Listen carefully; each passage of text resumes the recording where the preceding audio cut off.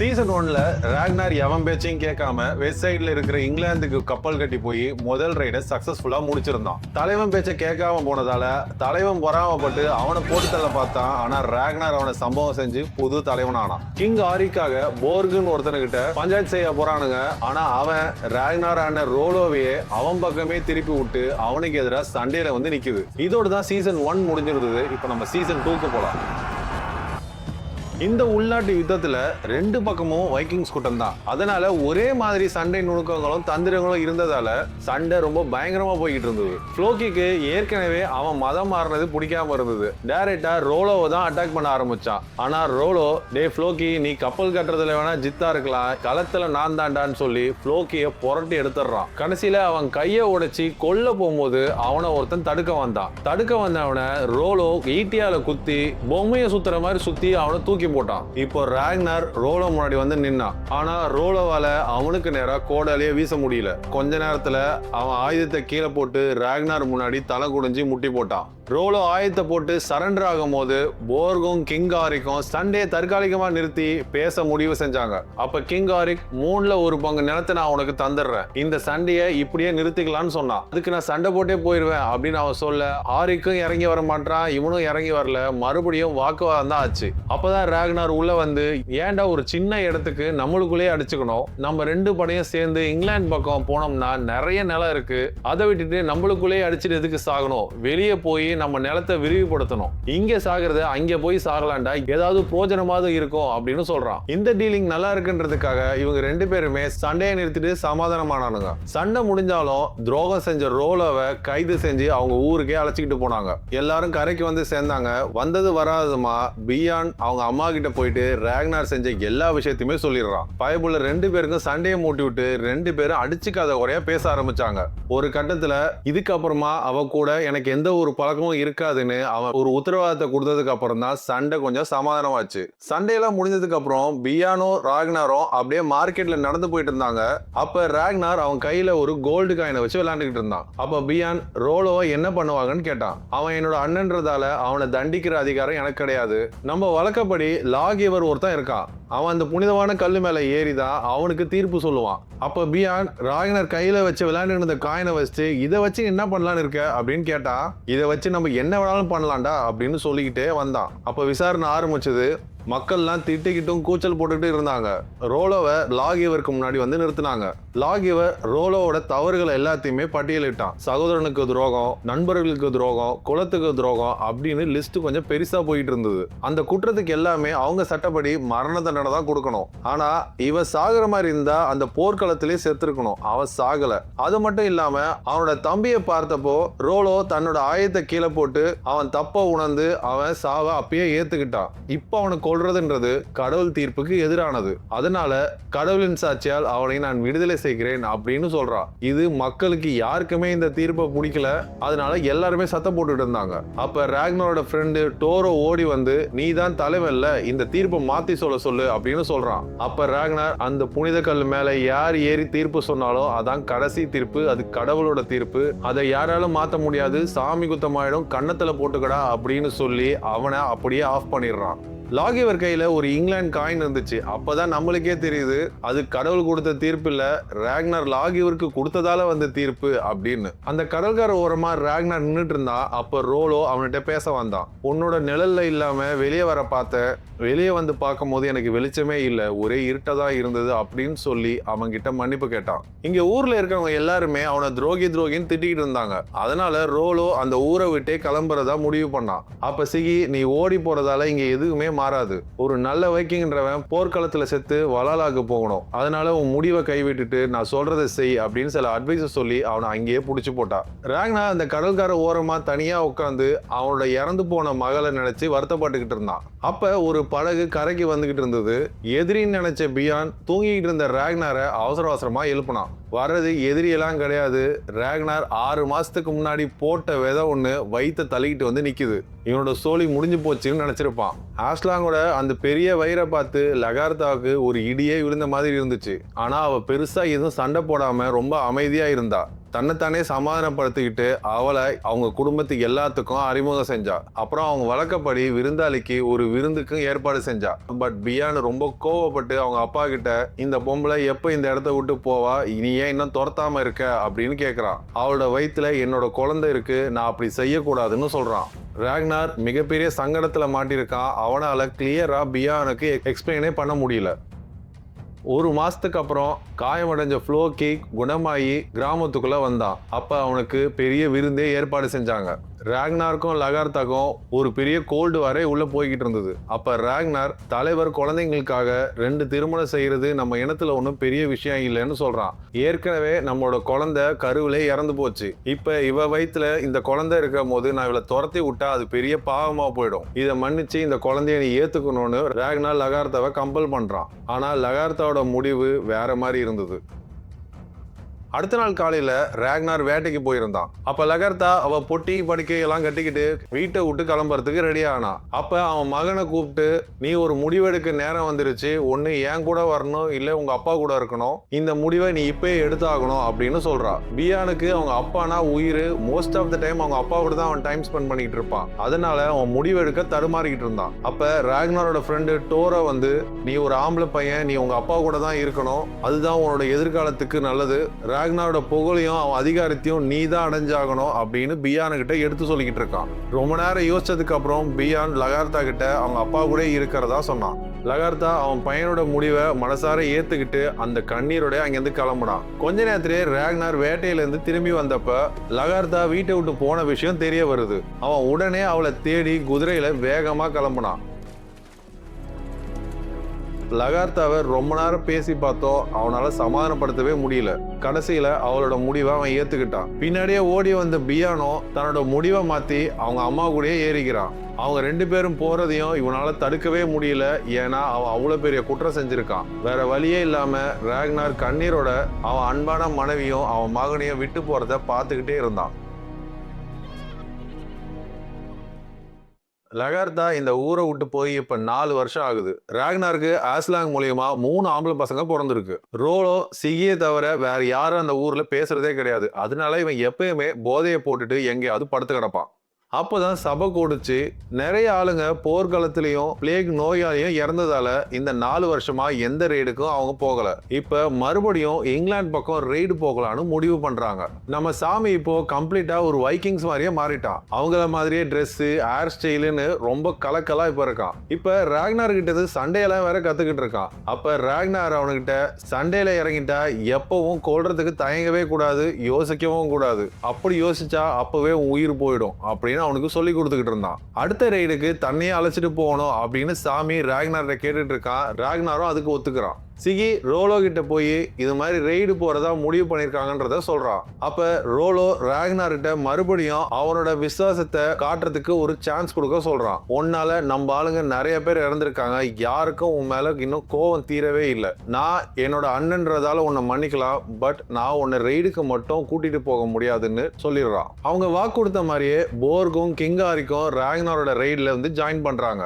ஆனா இந்த கிங்காரிக் போர்க ரெய்டுக்கு அழைச்சிட்டு போக கூடாதுன்னு சொல்றான். அப்ப நம்ம அவனுக்கு அக்ரிமெண்ட் பண்ணிருக்கோம், அவனுக்கு வாக்கு கொடுத்துருக்கோம், எப்படி நம்ம வாக்கு மீறது அப்படின்னு ராக்னார் கேட்கிறான். நீ எப்படி ரோலோவை நம்பலையோ அதே மாதிரி நான் இந்த போர்கை நம்ப மாட்டேன், நீ அவன்கிட்ட பேசி வர வேணான்னு சொல்லிடு அப்படின்னு சொல்றான். ராக்னார் இப்போ ஒரு தர்ம சங்கடத்துல மாட்டிக்கிட்டான். இருந்தாலும் அவன் மனசை கல்லாக்கிக்கிட்டு போர்கிட்ட நீ இந்த ரைடுக்கு வர வேண்டாம்னு சொல்லிடுறான். ராக்னார் வாக்க மாத்தி பேசுறது இப்ப போர்க்கு பிடிக்கவே இல்லை. இப்ப போர் ரோலோ கிட்ட போய் நீ மட்டும் அன்னைக்கு சரண்டர் ஆகாம இருந்திருந்தா இந்நேரம் நீ நானும் வேற லெவல்ல இருந்திருப்போம், எல்லாம் ஒன்னாலதான் எனக்கு இந்த நிலைமை, இப்ப கூட ஒண்ணு கெட்டு போகல, நீ மட்டும் என் கூட சேரு, வேற ஒரு பிளான் ஒண்ணு வச்சிருக்கேன்னு சொல்றான். ஒரு வாட்டி பேச்ச கேட்டு இந்த நடுத்தெருல விட்டுட்டான். மறுபடியும் உன் பேச்ச கேட்கணுமான்னு சொல்லி போர்க்கு மூக்கிலே ஒண்ணு போட்டான். போல போலன்னு ரத்தம் வர ஆரம்பிச்சிருது. இப்ப மொத்த டீமுமே ரெய்டுக்கு கிளம்ப ரோலோ மட்டும் தனியா ஊருக்குள்ள இருந்தான். இங்கிலாந்துக்கு போற வழியில ஒரே புயலும் மழையுமா இருந்தது. அதனால இவங்க கிங் ஏலே ராஜ்யத்துக்கு போறதுக்கு பதில் வேற ஏதோ ஊர்ல லேண்ட் ஆயிடுறானுங்க. இவங்க இறங்கின அடுத்த நிமிஷத்திலேயே சில சோல்ஜர்ஸ் இவனுங்களை பாத்துடுறாங்க. இவங்க இறங்கின உடனே அவனுக்கு தெரிஞ்சு போச்சு இவங்க பிளான் பண்ணி வந்த ஊரு இந்த ஊரு கிடையாதுன்னு. எந்த ஊரா இருந்தா என்னன்னு அங்கேயே டென்ட் போட்டு ரெஸ்ட் எடுக்க ஆரம்பிச்சிடறானுங்க. எல்லாரும் டென்ட் போட்டு ஜாலியா பேசிக்கிட்டு இருந்தாங்க. அப்ப எங்கேயோ இருந்து வந்த ஒரு அம்பு கிங் ஆரிக்கோட மூத்த பையன் மேல அடிச்சு அவன் அந்த ஸ்பாட்ல இறந்துடுறான். கொஞ்ச நேரத்திலே நிறைய அம்புகள் பறக்க ஆரம்பிச்சது. அவனுக்கு எல்லாம் ஒரு ஷீல்டு வால போட்டு அவங்கள தற்காத்துக்கிட்டு இருந்தாங்க. எங்க இருந்து இந்த அம்பெல்லாம் வருதுன்னு பாத்துடுறாங்க. அப்புறம் அந்த மொத்த கூட்டமும் அந்த இங்கிலீஷ் சோல்ஜர்ஸ அடிச்சு ஓட விட்டானுங்க. அப்போ ஒரு கட்டத்துல ராக்னாரை ஒருத்தன் வெட்ட பார்த்தான். அப்ப கரெக்டா நம்ம சாமி தில்லா வந்து ராக்னாரை காப்பாத்தினான். ராக்னார் உயிரை அவன் காப்பாத்தினதுக்காக அவங்க வைக்கிங்க்கு அடையாளமா போட்டிருந்த அந்த ஆம்ரிங்க சாமிக்கு போட்டு விட்டான். அப்போ 3 சோல்ஜர்ஸை மட்டும் இவங்க உயிரோட பிடிச்சி வச்சிருந்தாங்க. அவங்க கிட்ட இது என்ன ஊரு, இது எந்த ராஜா இருக்காங்க அப்படின்ற விஷயம் எல்லாம் அவங்கள்ட்ட கேட்டு தெரிஞ்சுக்கிட்டாங்க. அப்ப இந்த ஊரு பேரு வெசக்ஸ் அப்படின்னும் இந்த ஊரு ராஜா பேரு கிங் எக்பர்ட் அப்படின்னு சொன்னான். நம்ம சாமிக்கு இந்த கிங் எக்பர்ட்டை பத்தி நிறைய கேள்விப்பட்டதா சொல்றான். அப்ப ராக்னார் அவனை பத்தி நீ என்ன கேள்விப்பட்டிருக்க அப்படின்னு கேட்ட போது அவனும் ஒன்ன மாதிரி தானு ஒரே வார்த்தையில அவனை பத்தி சொல்லி முடிச்சான். அப்ப நான் எனக்கு அவனை பார்க்க ரொம்ப ஆவலா இருக்கு, நம்ம எப்ப போய் அவனை பார்க்கலான்னு கேளு அப்படின்னு சொன்னான். கிங் எக்பர்ட் இந்த கிங் ஆலே மாதிரிலாம் கிடையாது. அவன் மிகப்பெரிய ராஜதந்திரி. அது மட்டும் இல்லாம அவன் நல்ல அரசன் அப்படின்னு இங்க பேர் வாங்கினவன். இது மாதிரி சாமி அவனை பத்தி சொல்லிக்கிட்டு இருந்தான். இவங்க அப்படியே நடந்து போய் பக்கத்துல ஒரு சர்ச்சை பார்த்தாங்க.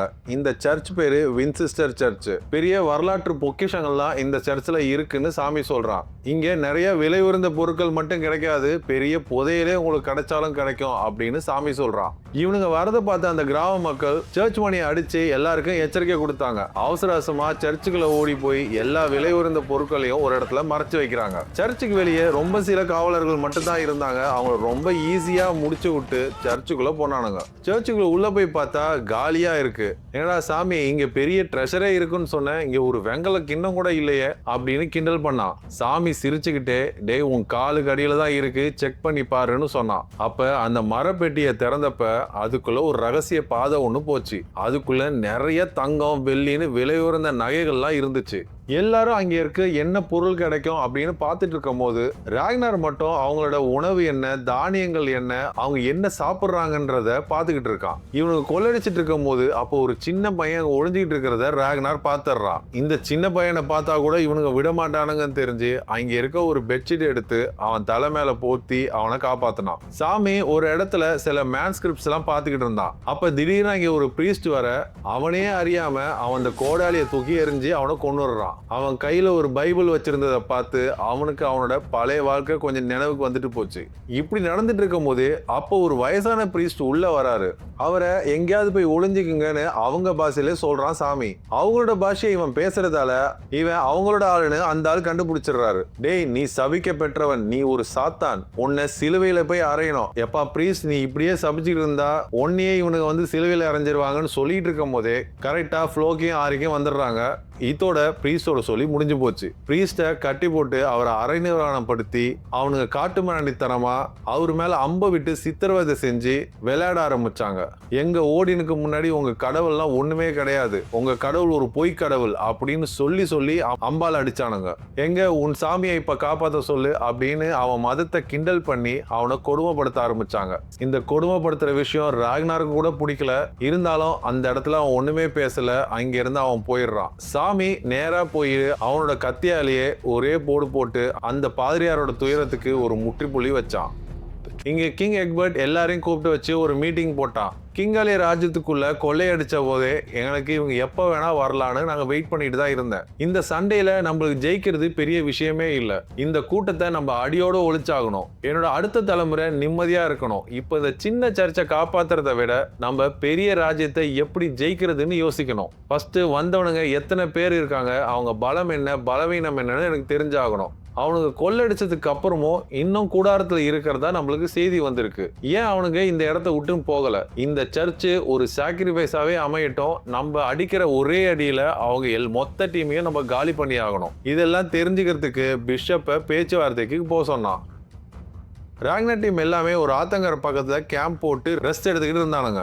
ராக்னார் அப்ப அங்க இருக்கிற மண்ணை எடுத்து கிங் ஆரிக்கிட்ட காட்டுறான். அந்த வளமான பூமியை பத்தி நிறைய பேசிக்கிட்டு இருக்கான். ராக்னாருக்கு அவங்க வளர்ற பகுதிகளில் விவசாயத்துக்கு பயன்படுற மாதிரி நிலம் ரொம்ப கம்மி. குளிர்காலம் ரொம்ப நீளமா இருக்கும். அவங்க வாழ்க்கைக்கான வளங்கள் அங்கே ரொம்ப குறைவா தான் இருந்துச்சு. ஆனா இங்கிலாந்துல இவ்வளவு வளமான மண்ணும் இந்த சீதோஷண நிலையும் நம்மள்ட்ட கிடைச்சா நம்ம நிறைய பயிர் செய்யலாம் அப்படின்னு ராக்னார் நினைக்கிறான். ராக்னாருக்கு அவனோட மக்களை எல்லாரையும் இங்கே குடியேற்றி வைக்கணும். இந்த கொள்ளையடிச்சு பொழைக்கிறதுக்கு பதில் நிம்மதியான ஒரு வாழ்க்கையை அவங்க அடுத்த தலைமுறைக்கு அவன் தரணும்னு அவன் எதிர்பார்க்கிறான். சாமி சொன்ன மாதிரியே கிங் எக்பர்ட்டும் ராக்னாரும் ஒரே மாதிரி தான் யோசிக்கிறாங்க. இந்த நிமிஷத்துக்கு அவங்க வாழாம அவங்க அடுத்த தலைமுறைக்கு யோசிக்கிறாங்க. ஆனா இந்த கிங் ஆரிக்கு இருக்கானே, அவனுக்கு இதெல்லாம் தேவையில்லை. அவனுக்கு எவ்வளவு தங்கம் கிடைக்கும், எவ்வளவு வெள்ளி கிடைக்கும் அப்படி மட்டும்தான் பார்த்துக்கிட்டு இருக்கான். அதனால ராக்னார் யோசிக்கிறத அவனால புரிஞ்சிக்கவே முடியல. கொஞ்ச நேரத்திலேயே பேச்சுவார்த்தைக்கு அந்த பிஷப் வந்தான். ஏன்பா, ஏற்கனவே நீங்க நிறைய தங்கம் வெள்ளின்னு எடுத்துக்கிட்டீங்க, எதுக்கு நீங்க போகாம இங்கேயே சுத்திட்டு இருக்கீங்க அப்படின்னு கேட்டான். நாங்க இங்க இருந்து போகிறதும் இங்கேயே டென்ட் போட்டு வளர்றதும் உங்க ராஜா பேசுறது தான் இருக்கு பிஷப் அப்படின்னு ராக்னார் சொன்னான். இப்படி பேசிட்டே இருக்கும் போது இந்த கிங் ஆரிக்கு முன்னாடி வந்து அந்த குதிரையில உட்கார்ந்துட்டு இருக்க ஒருத்தனை கோடாரியால அடிச்சு கொன்னுடுறான். இது ராக்னாருக்கு கொஞ்சம் கூட பிடிக்கல. ஆனா அவனால எதுவுமே பேச முடியல. அவன் வரும் போதே இந்த ரெய்ட்ல எல்லாருக்கும் சம உரிமை உண்டுன்னு தான் சொல்லி அழைச்சிட்டு வந்திருப்பான். இந்த பதற்றத்துல அவனால குதிரையிலும் கூட ஏற முடியல. தட்டு தடுமாறி அந்த குதிரை மேல ஏறி உட்கார்றான். இதெல்லாம் பார்த்துட்டு இந்த வைக்கிங்ஸ் கூட்டமே சிரிக்குது.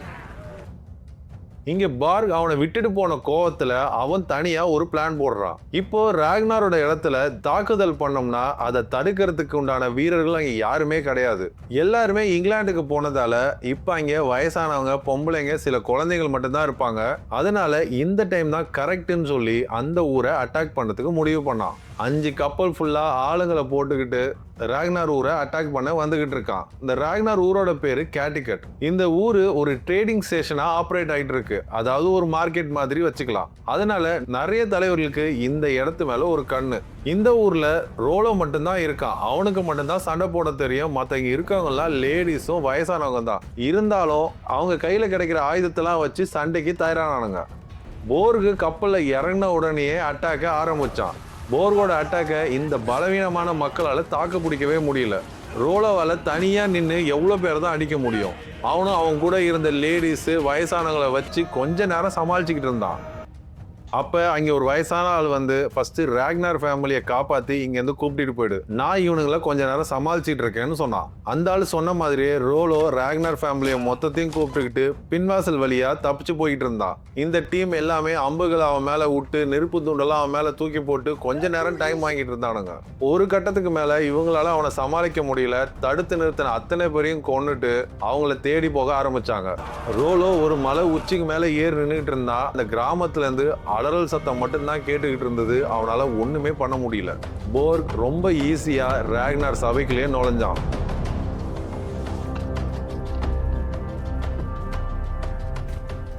இப்ப போர் ராக்னாரோட பகுதியை மொத்தமா ஆக்கிரமிச்சு அந்த நிலத்து மக்கள் எல்லாம் கூட்டி ஒரு மீட்டிங் ஒன்று போடுறான். ராக்னார் சொன்ன வாக்க அவன் மீறிட்டான். அவன் எனக்கு துரோகம் பண்ணிட்டான். நான் உங்களுக்கு ஒரு நல்ல தலைவரா உங்களை வழி நடத்துவேன். நீங்க எல்லாரும் எனக்கும் சப்போர்ட் பண்ணணும். அந்த ஓடி போன ராக்னார் ஃபேமிலியை பத்தி நீங்க யாராவது துப்பு கொடுத்தீங்கன்னா உங்களுக்கு பெரிய சன்மானம் கொடுக்குறேன்னு அவங்களுக்கு ஒரு அறிக்கை விட்டுக்கிட்டு இருந்தான். ஓடி போன எல்லாருமே ஒரு ஆட்டுக்கோட்டையில இருந்தாங்க. இந்த நேரத்திலயும் இந்த ஆஸ்லாக் இருக்கால, ராக்னாரோட 2வது மனைவி, இந்த மாதிரி இடத்துலலாம் என்னோட குழந்தைங்க எல்லாம் இருக்கவே வாய்ப்பு கிடையாது, நான்லாம் இந்த மாதிரி வாழ்ந்ததே கிடையாதுன்னு சீனை போட்டுக்கிட்டு இருக்கிறா.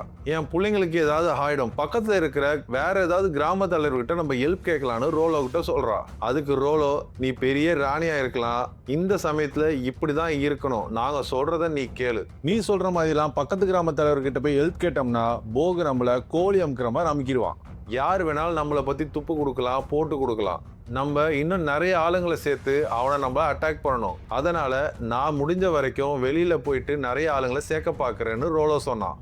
இங்க இங்கிலாந்துல பிஷப் கிங் கிட்ட போய் அவங்கள பேச்சுவார்த்தைக்கு கூப்பிடுறாங்க அப்படின்ற விஷயத்த சொல்றான். அப்ப பேச்சுவார்த்தை நடத்தணும்னா அவங்க நம்ம கோட்டைக்குள்ள வர்றது ரிஸ்க்குன்னு நினைப்பாங்க. அதே போல நம்மளும் அங்கே போறத நம்ம ரிஸ்க்குன்னு நினைப்போம். அதுக்காக கிங் எக்பர்ட் ஒரு வழி சொன்னாரு. நான் என்னோட மகனை அவங்களுக்கு ஆஸ்டேஜா அனுப்புறேன். அவங்களோட ஒரு ஆளு இங்க வந்து பேசிட்டு வர வரைக்கும் என்னோட பையன் அவங்க கட்டுப்பாட்டுல இருப்பான் அப்படின்னு ஒரு பயங்கரமான ஒரு முடிவு எடுக்கிறாரு. அப்ப பக்கத்துல இருக்கிறவங்களா ராஜா, அவங்க பெரிய காட்டு முராண்டி கூட்டம், அவங்களுக்கு உயிரோட மதிப்பெல்லாம் தெரியாது, உங்களோட சொந்த பையனை இப்படி அனுப்பி வைக்கிறது ரிஸ்க்னு சொல்றாங்க. அதுக்கு கிங் எக்பர்ட், நம்மளும் ஒரு காலத்துல காட்டு மிராண்டி கூட்டம் தாண்டா, நம்மளுக்கும் ஃபேமிலி இருக்க மாதிரி அவங்களுக்கும் ஃபேமிலி பாசம்லாம் இருக்கும், இந்த விஷயம் ஒரு கால்குலேட்டட் ரிஸ்க் தான், ஒன்றும் பிரச்சனை வராது, நான் பாத்துக்கிறேன் அப்படின்னு சொல்லி அவன் பையனையும் ஆஸ்டேஜா அனுப்புறான். கிங்கோட பையன் வைக்கிங்ஸோட கூடாரத்திலையும் ராக்னார் கிங்கோட அரண்மனைக்கும் பேச்சுவார்த்தைக்காக இடம் மாறிக்கிட்டாங்க. கிங் எக்பர்ட் ஜாலியா ஸ்விம்மிங் பூல்ல குளிச்சுக்கிட்டு இருந்தான். அப்ப ராக்னாரையும் அவன் கூட ஜாயின் பண்ண சொல்றான். அவனும் ட்ரெஸ் எல்லாத்தையும் கட்டிட்டு தண்ணிக்குள்ள இறங்கினான். அப்ப கிங், நம்ம 2 பேருமே இப்ப சமம், ஒரு ஆம்பளைக்கு ஆம்பளை நம்ம தைரியமா பேசிக்கலாம், உனக்கு அந்த சர்ச்சில் பெரிய புதையலே கிடைச்சிருக்கும், இந்நேரம் உங்க ஊருக்கு பாதி தூரம் நீங்க போயிருக்கலாம், ஆனா நீங்க போகல, ஏன்னு முத கேள்வியா கேட்டான். அதுக்கு ராக்னார், எனக்கு இந்த பொண்ணு பொருள் மேலாம் பெரிய ஆசை இல்ல, எனக்கு நல்ல விவசாய நிலங்கள் வேணும், நான் ஒரு பேசிக்காக ஒரு விவசாய குடும்பத்துல பிறந்தவன், நீங்க எப்படி விவசாயம் செய்றீங்க, உங்க ஐடியாஸ் என்ன, இதெல்லாம் நான் கத்துக்க விரும்புறேன் அப்படின்னு டைரக்டா ராக்னார் சொன்னான். கண்டிப்பா நீங்க கேட்கிற விஷயத்த என்னால பண்ண முடியும், நான் உங்களுக்கு நிலம் கொடுக்குறேன், அதுக்கு நீங்களும் உங்க வாரியர்ஸும் எனக்கு ஒரு ஹெல்ப் செய்யணும் அப்படின்னு கேட்கறான். அந்த இடத்துல அப்படியே கட் பண்ணி ராக்னார் கிங் சொன்னதை அவன் டீமு கிட்ட சொல்லிக்கிட்டு இருந்தான். அப்ப அவனுங்க, இந்த கிறிஸ்டின்ஸ் எல்லாம் நம்ப முடியாது, அவன் நிலம் தருவேன்னு சொல்லுவான், அப்புறம் அவனை நம்மளை ஏமாத்திடுவானுங்க அப்படின்னு சொல்லிட்டு இருக்கும் போதே ராக்னாருக்கு ஒரு செய்தி வந்துச்சு. இதை கேட்ட உடனே ராக்னாருக்கு பயங்கர கோவம் வந்துருச்சு. ராத்திரியே எல்லாத்தையும் பேக் பண்ணிட்டு கிளம்புறதுக்கு ரெடி ஆனான். இங்க ராக்னார் ஊர்ல குறி சொல்ற ஒரு தீர்க்கதரிசி இருப்பாரு. அவர்கிட்ட இந்த போர்கு அவனோட எதிர்காலத்தை பத்தி கேட்டு தெரிஞ்சுக்கிட்டு இருக்கான். உங்களுக்கு எதிர்காலத்தை பத்தி எல்லாம் தெரியும்னு சொல்றாங்களே, என்னோட எதிர்காலத்தை பத்தி ஏதாவது சொல்லுங்களேன் அப்படின்னு கேட்கிறான். எனக்கு எல்லாரோட எதிர்காலத்தை பத்திலாம் தெரியாது, எனக்கு கடவுள் என்ன காட்டுறாரோ அதுதான் நான் எல்லாருக்கும் சொல்லுவேன் அப்படின்னு சொல்றாரு. அப்ப எனக்கு என்ன காட்டுறாருன்னு கொஞ்சம் பார்த்து சொல்லுங்க அப்படின்னு இவன் கேட்டதுக்கு, எனக்கு கழுகு தான் கண்ணுக்கு தெரியுது அப்படின்னு சொன்னாரு. கழுகுனா நல்ல சகுனம் தானே அப்படின்னு இவன் சொல்றதுக்கு, எனக்கு நீயே கழுகு மாதிரி இருக்க அப்படின்னு சொல்றாரு. அவனுக்கு ஒன்னும் புரியல. மேற்கொண்டு எந்த கேள்வியுமே கேட்காம அங்கிருந்து போயிடுறான். இங்க இந்த கிங் ஆரிக், நான் இங்கே இருந்து பாத்துக்கிறேன், நீ ஒரு 4 போட்ல ஒரு டீமோட அங்கே கிளம்பு அப்படின்னு சொல்லி அனுப்பிடுறான். எனக்கு அவங்க பேசுற பாஷைலாம் எனக்கு புரியாது, அதனால சாமியை மட்டும் இங்க விட்டுட்டு போ அப்படின்னு கேட்கறான். சாமி ஒரு ஃப்ரீ மேன், அவன் முடிவை அவனே எடுத்துப்பான் அப்படின்னு சொல்றான். சாமி கிட்ட இதை பத்தி கேட்டப்போ, நான் கிங் ஆரிக்கோட இங்கே இருக்கிறேன் அப்படின்னு சொல்லிடுறான். ராக்னார் இதை எதிர்பார்க்கவே இல்லை. அப்ப சாமி, நீ என்ன நினைக்கிறேன்னு எனக்கு தெரியும், நான் உன் கூட வருவேன் தான் நீ எதிர்பார்ப்ப, ஆனா நீ எதுக்கு இத்தனை நாளா போராடி இருக்கையோ, உன்னோட கனவு என்னன்றது எனக்கு தெரியும், நான் இங்கே இருந்தனா கிங் கிட்ட பேசி உன்னோட லட்சியத்துக்கு என்னால முடிஞ்சதை நான் ஹெல்ப் பண்ணுவேன் அப்படின்னு சொல்றான். காலையில அவங்க ஒரு டீமை கூப்பிட்டு கிளம்புனாங்க. ஆனா ராக்னாருக்கு சாமி அங்க விட்டுட்டு போகிறதுக்கு மனசே இல்லை. இருந்தாலும் அது அவன் எடுத்த முடிவுன்னு மதிச்சு அவன் அங்க இருந்து கிளம்புனான். சில நாட்கள் கழிச்சு ஒரே ஒரு போட்டோட ஃப்ளோக்கியோட கிராமத்துல வந்து இறங்கினாங்க. வர வழியிலேயே புயல்ல மாட்டி 4 போட்டு கடல்லையே முழுகிடுச்சு அப்படின்னு சொன்னான் ஃப்ளோக்கி. அதனால அவங்களால அந்த ஊர்ல இறங்காம ஃப்ளோக்கி கிராமத்துல இறங்கினதா சொல்றாங்க. ஃப்ளோக்கியோட ஒய்ஃபு கிட்ட இருந்து ராக்னார் ஒய்ஃபும் குழந்தைங்களும் எங்க இருக்காங்கன்ற விஷயத்த கேட்டு தெரிஞ்சுக்கிறாங்க. கொஞ்ச நேரம் கூட ஓய்வு எடுக்காம ராக்னாரும் ஃப்ளோக்கியும் அந்த ஊருக்கு ஓட ஆரம்பிச்சாங்க. இங்க ஆஸ்லாங்கோ வழியிலேயே விழி வச்சு காத்துக்கிட்டு இருக்கா, அவன் புருஷன் எப்போ வருவான்னு. கரெக்டா ராக்னாரு என்ட்ரி கொடுத்தான். அதுக்கப்புறம் ரோலோவும் ராக்னாரும் வெளியில போய் பேசிக்கிட்டு இருந்தாங்க. நம்மள்ட்ட இருக்க இந்த சின்ன டீமை வச்சுக்கிட்டு போர்கை இப்ப எதிர்க்கவே முடியாது. இங்கிலாந்துக்கு போன கிங் ஆரிக் டீம் வந்தா மட்டும்தான் நம்ம அவனை அட்டாக் பண்ண முடியும், வர வரைக்கும் நம்ம வெயிட் பண்ணணும்னு ரோலோ சொல்றான். கிங் எக்பர்ட்டுக்கு 4 கப்பல் ஊருக்கு திரும்பி போன விஷயம் தெரிய வருது. எதிரியோட பலம் இப்ப பாதியா குறைஞ்சு போனதால அவங்கள அட்டாக் பண்றதுக்கு சரியான நேரம்னு சொல்லி அவங்கள அட்டாக் பண்ணலான்னு முடிவு பண்ணாங்க. இங்க வைக்கிங் கூடாரத்துல இருந்தவங்களாம் இங்கிலாந்து இவங்களை பார்த்து பயந்து போயிடுச்சுன்னு நினைச்சுக்கிட்டு ரொம்ப ஜாலியா அங்கே வேட்டையாடிக்கிட்டு இருந்தானுங்க. கொஞ்ச நேரத்துல இங்கிலாந்து சோல்ஜர்ஸ் எல்லாம் வந்து அவங்கள அட்டாக் பண்ணி அம்புகளை விட்டு அவங்கள ஒருத்தனா போட்டு தள்ள ஆரம்பிச்சாங்க. சாமி கொஞ்சம் சுறுசுறுப்பா இருந்ததால அவங்க தாக்கத்துல இருந்து தப்பிச்சு ஒரு இடத்துல போய் மறந்துக்கிட்டான். இருந்தாலும் அவனை கண்டுபிடிச்சிடுறாங்க. சாமி அவங்களோட பாஷையை பேசுறதால நீ ஒரு குல துரோகிடான்னு சொல்லி அவனை கொல்லாம அரெஸ்ட் பண்ணி கையில ஆணி அடிச்சு அவனை ஒரு சிலுவையிலேயே அரைஞ்சிடறானுங்க. இங்க ராக்னார் கிராமத்துல ஒரு பெரிய படை அவங்கள நோக்கி வரத ஃப்ளோக்கி பார்த்துட்டு ஓடி வந்து ராக்னார்ட்ட சொல்றான். ஃப்ளோக்கி அவன் கையில இருந்து கோடாலியும் கத்தியும் எடுத்துக்கிட்டு சண்டைக்கு ரெடி ஆகினான். இங்க சாமியை சிலுவையில அரைஞ்சு அவனை கொடுமைப்படுத்திக்கிட்டு இருந்தாங்க. அவனை ஈட்டியால குத்தி சாகடிக்க போகும்போதுதான் கிங் எக்பர்ட் வந்தான். அவனை பத்தியும் அவனோட குற்றத்தை பத்தியும் எல்லாத்தையுமே கேட்டு தெரிஞ்சுக்கிட்டான். ராஜா, இவன் ஒரு குல துரோகி, இவங்க வைக்கிங்ஸ் காடான பேகன் இனத்தை ஏத்துக்கிட்டு நம்ம ஆளுங்களே கொண்டு இருக்கானுங்க. என்னோட பிஷப் அதிகாரத்தை வச்சு இவனுக்கு நான் மரண தண்டனை விதிச்சிருக்கேன் அப்படின்னு அந்த பிஷப் சொல்றான். அவங்க கூடவே மத்த மக்களும் இதை ஆதரிக்கிறாங்க. ஆனா கிங் எக்பர்ட் அவங்க சொல்றதை எல்லாத்தையும் காதுல வாங்கிட்டு ஒரே வாரத்துல அவனை ரிலீஸ் பண்ணுங்கடா அப்படின்னு சொல்லிடுறான். ஆக்சுவலா ஒரு மத குருமார்கள் சொன்னா அதை கிங்கு வழக்கமா ரெஸ்பெக்ட் பண்ணுவாங்க. இவன் வேற மாதிரி இருக்கான். இங்க ராக்னார் ஊர்ல அந்த படம் தூரமா இருந்து வந்துகிட்டு இருக்கு. ராக்னார் டென்ஷனே ஆகாம உதட்டோரத்துல ஒரு புன்னகை வந்துச்சு. ஃப்ளோ கிங் கொஞ்ச நேரத்துல யார் வராங்கன்னு புரிஞ்சுக்கிட்டான். லகர்தா தான் ஒரு பெரிய படையோட வரா. 5 வருஷத்துக்கு அப்புறம் லகர்தாவை இப்பதான் அவன் பாக்குறான். அவன் கூட ஒரு ஜைஜாண்டிக்கா ஒரு பையன் நிக்கிறான். அது யாருன்னு பார்த்தா ராக்னாரோட பையன் பியான். ராக்னார் அவனை பார்த்ததுக்கு அப்புறம் ரொம்ப உணர்ச்சிவசப்பட்டான். இருந்தாலும் கண்ட்ரோல் பண்ணிக்கிட்டு அவனை தலையில 2 தட்டு தட்டி கட்டி முடிச்சுக்கிட்டான். உனக்கு சாப்பாடுக்கு எந்த ஒரு குறைச்சலும் இல்லடா, நல்லா வளர்ந்துருக்க அப்படின்னு அவனை சொன்னான். லகர்தாக்கு எப்படி இப்படி ஒரு படம் கிடைச்சது? லகர்தா ராக்னாரை விட்டு போனதுக்கு அப்புறம் ஒரு கிராம தலைவரை கல்யாணம் பண்ணிக்கிட்டான். ராக்னார் கிராமம் அட்டாக் பண்ணதை தெரிஞ்சுக்கிட்டு அவங்கிட்ட இவ ஹெல்ப் கேட்டிருக்கா.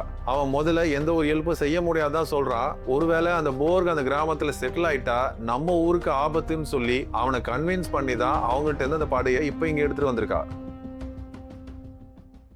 பியானை பார்த்ததுல ரோலோக்கு ஃப்ளோக்கிக்லாம் ரொம்ப சந்தோஷமா இருந்தது. ஃப்ளோக்கி பியானை பார்த்துட்டு உன் கண்ணு அப்படியே உங்க அப்பா கண்ணு மாதிரியே இருக்கடான்னு சொல்லி அவனை கட்டி பிடிச்சிக்கிறான். இந்த பாச பிணைப்புகளுக்கெல்லாம் அப்புறம் எல்லாரும் உட்காந்துட்டு என்ன பண்ணலாம் அப்படின்றத பிளான் பண்ண ஆரம்பிச்சாங்க. போர்கு ஊருக்குள்ள இருக்கும் போது நம்ம அவனை தாக்கணும்னா நம்மளுக்கு நிறைய படபலம் தேவைப்படும். அவன் படையை நம்ம 2ஆ பிரிச்சாகணும். நம்ம இருக்கிற இடத்துக்கு அவனை வர வச்சோம்னா அவனோட படையை நம்ம பாதியாக்கிடலாம். பட் அவன் வெளியே வரத்துக்கு உண்டான அவசியமே இல்லை. அவனுக்கு நம்ம அவசியத்தை ஏற்படுத்தணும். தற்போதைக்கு 2 மாசத்துக்கு தேவையான உணவு தானியங்கள் அவன்கிட்ட இருக்கு. அதை நம்ம அழிச்சோம்னா கண்டிப்பா அவன் வெளியே வந்துதான் ஆகணும் அப்படின்னு பிளான் பண்ணாங்க. இந்த காரியத்தை செய்ய எல்லாரும் வரத்துக்கு ரெடியா இருந்தாங்க.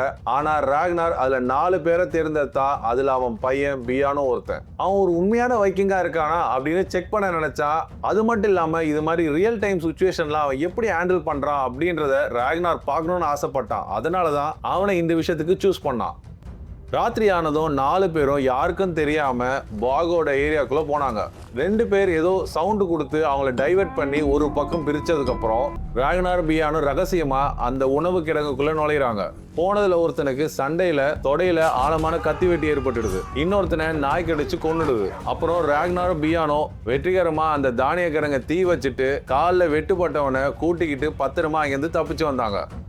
அடுத்த நாள் அந்த தானியங்கள்லாம் அழிஞ்சு போனதை பார்த்துட்டு போர்க் ரொம்ப கோவத்துல அவங்க நினைச்ச மாதிரியே கிராமத்தை பாதுகாக்க கொஞ்சம் வீரங்களும் மிச்ச வீரர்களையும் கூட்டிக்கிட்டு ரத்தம் சிந்திருந்த தடயத்தை பின்தொடர்ந்து ராக்னாரை தேடி போனான். கொஞ்ச தூரம் போயிருப்பாங்க. தூரத்துல ஒருத்தன் நிக்கிறத பார்த்தாங்க. போர்க் முன்னாடி போய் பார்த்தா அவன் ஏற்கனவே செத்து போயிருக்கான். அவன் வேற யாரும் இல்ல, நேத்து சண்டையில காலில் ஒருத்தனுக்கு அடிபட்டிருக்கும். அவன் தான் இப்ப இறந்து போயிருக்கான். அவனை நிக்க வச்சு கையில ஒரு வேல் கம்பை வச்சு ஒரு பொம்மை மாதிரி செட் பண்ணி வச்சுட்டு போயிருக்கானுங்க.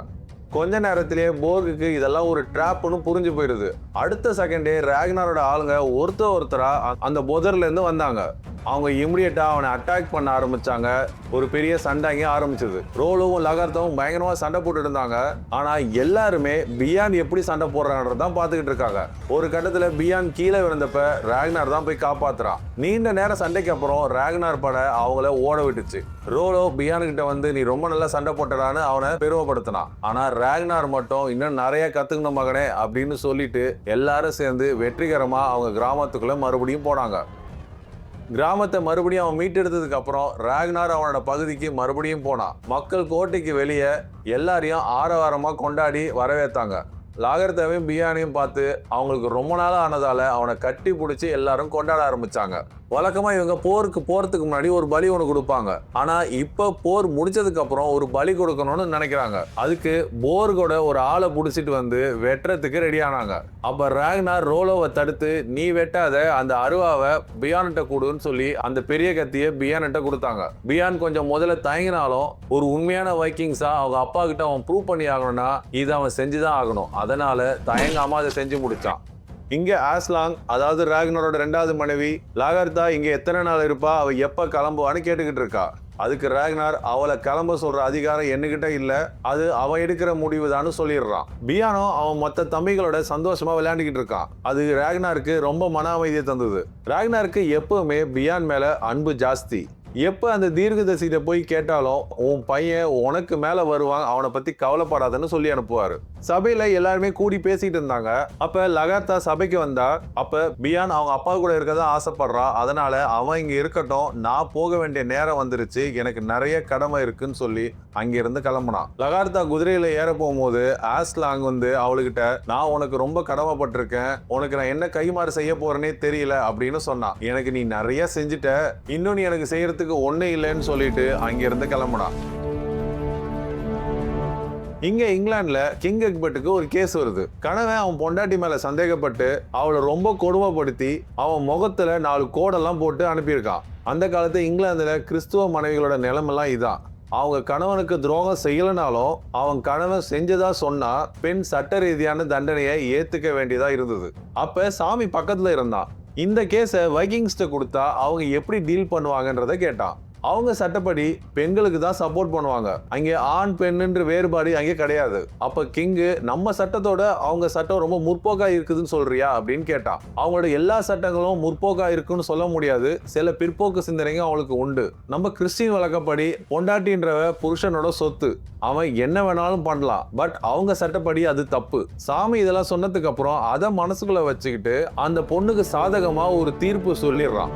கிங் எக்பர்ட் பையன் சாமியை சர்ச்சுக்கு கூப்பிட்டான். அவனும் போனான். ஆனா அவனுக்கு உள்ள போனதுக்கு அப்புறம் வைக்கிங்ஸோட சடங்கு தான் ஞாபகம் வந்தது. அவனால சரியா பிரார்த்தனை கூட பண்ண முடியல. அவனுக்குள்ள ஏதோ ஒரு பெரிய ஈவிலே பூந்த மாதிரி அவன் ஃபீல் பண்ணான். அவனால ராத்திரி கூட தூங்க முடியல. ஏதோ பெரிய பெரிய உருவம்லாம் அவனை வந்து பயமுத்துற மாதிரியே இருந்தது.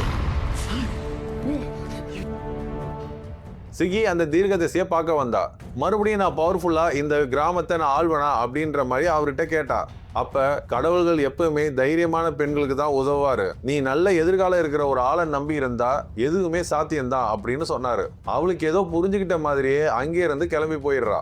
சில நாட்களுக்கு அப்புறம் இங்கிலாந்துல கிங் எக்பர்ட் அடிச்சு துரத்தி விட்டதுல ஹாரிக்கு அவன் மகனும் தப்பிச்சு ராக்னர் பக்கம் வந்தாங்க. வந்தவங்களுக்கு ஒரு சிம்பிளா ஒரு விருந்துக்கு ஏற்பாடு பண்ணான். போர்க பிடிக்க போனப்ப உணவு கிடங்கெல்லாம் அவங்க கொளுத்தி விட்டதால கொஞ்சம் சாப்பாடுக்கு தட்டுப்பாடா இருக்கிறதாக சொன்னான். அப்படியே பேசிட்டு இருக்கும் போது சாமியை பத்தி கேட்டான் ராக்னார். அதுக்கு இந்த கிங் ஹாரிக்கு, அவன் கண்டிப்பா அவன்கிட்ட சிக்கியிருப்பான், இல்ல அவங்க கூட கை கோத்திருப்பான், அவனை பத்திலாம் பேசுறதுக்கு ஒண்ணுமே இல்ல, வேஸ்ட் ஃபெலோ அவன் அப்படின்னு சொன்னான். அப்ப ஃப்ளோக்கியும் ஆரிக் சொல்றதுதான் கரெக்ட், அவன் ஒரு கிறிஸ்டின், அவனை எப்பயுமே நம்ப முடியாது, இந்நேரம் அவன் கூட கை கோத்திருப்பான், அவன் கண்டிப்பா ஒரு நாள் நம்மளுக்கு துரோகம் பண்ணுவான் அப்படின்னு ஃப்ளோக்கி சொன்னா. அப்ப ராக்னர் அவனை ஒரு லுக்கு விட்டோன்னு அவன் சைலண்ட் ஆயிடுறான். கிங் எக்பர்ட்டை நம்ம பழி வாங்கியே ஆகணும், நம்ம கிட்ட இருந்த மொத்த படையும் அவன் காலி பண்ணிட்டான், நம்ம இன்னும் நிறைய படையை சேர்த்தாகணும். அப்பதான் ஆரிக்கு ஒரு ஐடியா சொன்னான். நம்ம முன்னாடி பேசின மாதிரியே போர்கிட்ட மறுபடியும் டீம் போடலாம். எனக்கு தெரியும் நீ அவன் மேல ரொம்ப கோவத்துல இருக்கேன்னு, உன் கோவத்தை கொஞ்ச நாள் தள்ளி வை, அவனை எப்ப வேணாலும் பாத்துக்கலாம். இப்ப அவன்கிட்ட நிறைய கப்பலும் ஆளுங்களும் இருக்காங்க.